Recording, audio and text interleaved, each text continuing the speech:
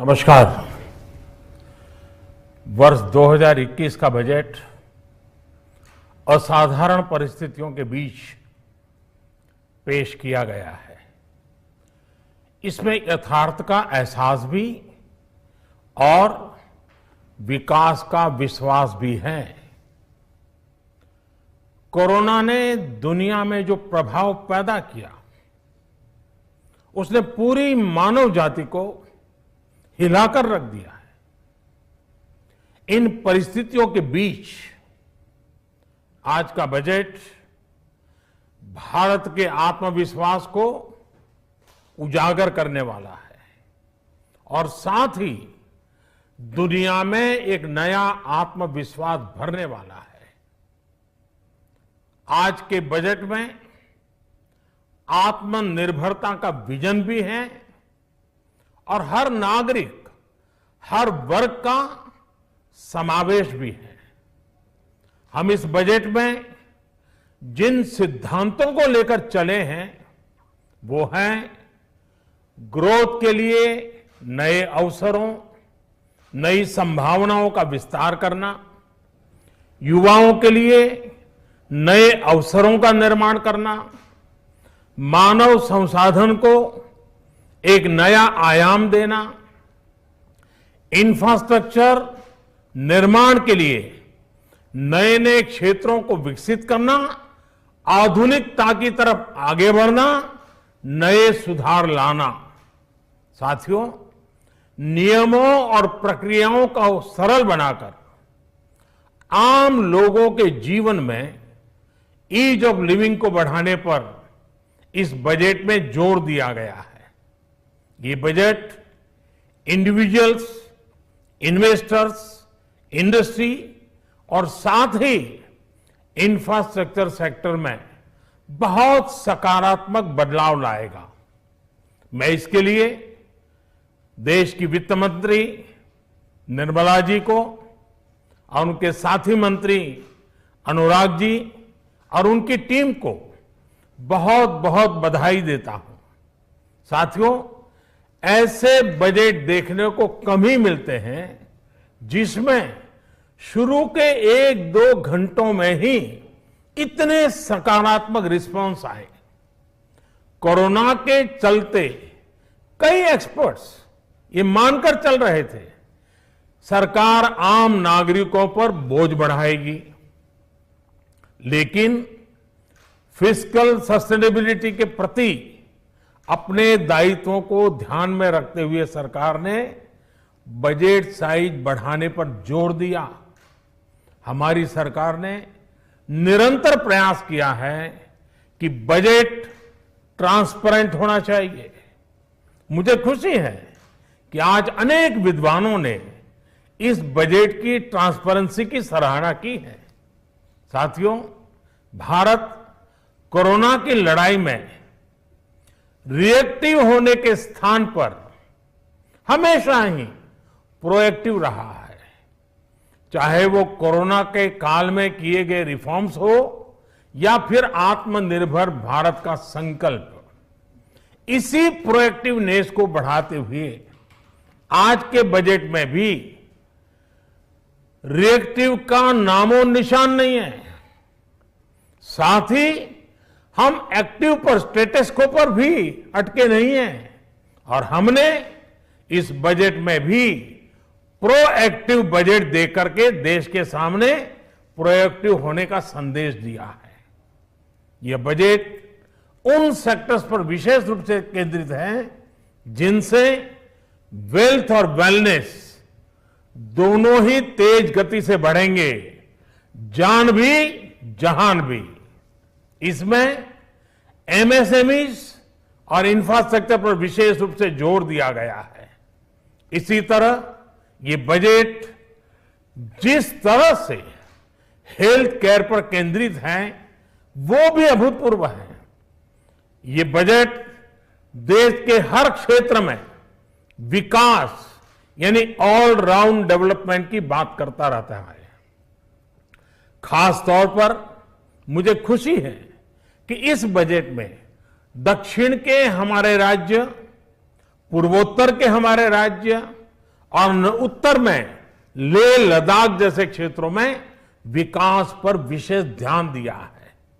ये बजट भारत के coastal states जैसे तमिलनाडु, केरल, पश्चिम बंगाल, इनको एक बिजनेस पावर हाउस बनाने की दिशा में एक बड़ा कदम उठाए। नॉर्थ ईस्ट के राज्य जैसे असम के अनएक्सप्लोर्ड पोटेंशियल को टैप करने में बजट बहुत बड़ी मदद करेगा। इस बजट में जिस तरह से रिसर्च एंड इनोवेशन इकोसिस्टम पर बल दिया गया है, जो प्रावधान किए गए हैं, उनसे हमारे युवाओं को ताकत मिलेगी। भारत उज्जवल भविष्य के लिए बहुत ठोस कदम रखेगा। साथियों, देश के सामान्य मानवी का, महिलाओं का जीवन आसान बनाने के लिए उनके स्वास्थ्य, स्वच्छता, पोषण, शुद्ध जल और अवसरों की समानता, इस पर इस बजट में विशेष बल दिया गया है। बजट में इंफ्रास्ट्रक्चर पर खर्च में अभूतपूर्व वृद्धि के साथ साथ कई व्यवस्थागत सुधार किए गए हैं, जिसका बहुत बड़ा फायदा देश में ग्रोथ और जॉब क्रिएशन, रोजगार के लिए बहुत लाभ होगा। देश में एग्रीकल्चर सेक्टर को मजबूती देने के लिए, किसानों की आय बढ़ाने के लिए इस बजट में बहुत जोर दिया गया है। कई प्रावधान किए गए हैं। एग्रीकल्चर सेक्टर में किसानों को और आसानी से और ज्यादा ऋण मिल सकेगा। देश की मंडियों को यानी एपीएमसी को और मजबूत करने के लिए, सशक्त करने के लिए एग्रीकल्चर इंफ्रास्ट्रक्चर फंड से मदद का प्रावधान किया गया है। ये सब निर्णय ये दिखाते हैं कि इस बजट के दिल में गांव है, हमारे किसान है। एमएसएमई सेक्टर को गति देने के लिए, रोजगार के अवसर बढ़ाने के लिए इस बार एमएसएमई सेक्टर का बजट भी पिछले साल की तुलना में 2 गुना से ज्यादा कर दिया गया है। साथियों, ये बजट आत्मनिर्भरता के उस रास्ते को लेकर आगे बढ़ा है जिसमें देश के हर नागरिक की प्रगति शामिल है। ये बजट इस दशक की शुरुआत की एक मजबूत नींव रखने वाला बजट है। सभी देशवासियों को आत्मनिर्भर भारत के इस महत्वपूर्ण बजट के लिए मैं बहुत बहुत शुभकामनाएं देता हूं। आदरणीय प्रधानमंत्री जी का हृदय से आभार व्यक्त करता हूं। माननीय वित्त मंत्री जी को इस बजट के लिए हृदय से बधाई देता हूं और विश्वास व्यक्त करता हूं कि यह बजट नए भारत की नई अर्थनीति के अनुरूप आम जन की आशा और आकांक्षाओं का प्रतिनिधित्व करता हुआ दिखाई देगा। भारत को दुनिया की एक आर्थिक ताकत के रूप में प्रस्तुत करने का एक माध्यम बनेगा।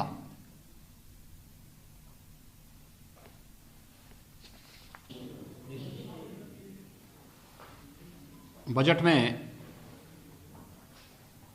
100 सैनिक स्कूलों को राज्य सरकारों के साथ या पीपी मॉडल के साथ बनाने की घोषणा अत्यंत स्वागत योग्य है। इसके साथ ही शिक्षा के क्षेत्र में भी व्यापक परिवर्तन करने, अनुसूचित जाति के बच्चों के लिए स्कॉलरशिप की जो घोषणा हुई है, यह अत्यंत लाभकारी सिद्ध होगी। वरिष्ठ नागरिकों की जो अपेक्षाएं थी, कोरोना कालखंड में भी सरकार ने उनका ध्यान रखा और अब 75 वर्ष से अधिक आयु के जो भी वरिष्ठ नागरिक हैं, उनके पेंशन की आय में टैक्स से छूट देने की घोषणा भी स्वागत योग्य है। अनुसूचित जनजाति के बच्चों के लिए एकलव्य आवासीय विद्यालयों की अतिरिक्त घोषणा यह अत्यंत सराहनीय पहल है। और अगर मैं कहूं तो यह बजट सर्वसमावेशी, सर्व कल्याणकारी और आत्मनिर्भर भारत की मंशा से देश के गांव का, गरीब का, किसान का, नौजवान का, महिलाओं का और समाज के प्रत्येक तबके के लिए कल्याणकारी होगा। सबका साथ, सबका विकास और सबके विश्वास पर यह बजट खरा उतरेगा।